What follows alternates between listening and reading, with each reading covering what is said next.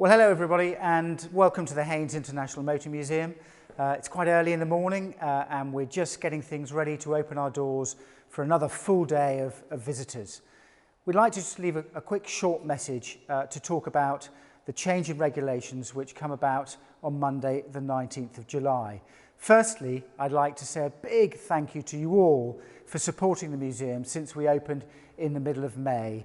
We've had plenty of guests through the museum and the feedback that we've had has been overwhelmingly supportive and overwhelmingly it's talked about the safe environment that has not compromised the museum experience. Please do go to Google reviews and go to TripAdvisor, check out the museum and check out the reviews and you can read for yourself just how all our visitors have enjoyed the experience.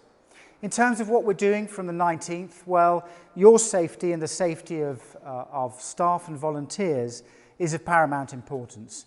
So we're going to encourage you, please, to still wear face masks. Of course, it's your own choice. Our staff and volunteers will be wearing face masks. We will continue to operate a one-way system, and throughout the museum, you will be able to find places where you can sanitize your hands. So in effect, we're still operating hands, face, space, and we can't wait to see you over the coming months of July and August.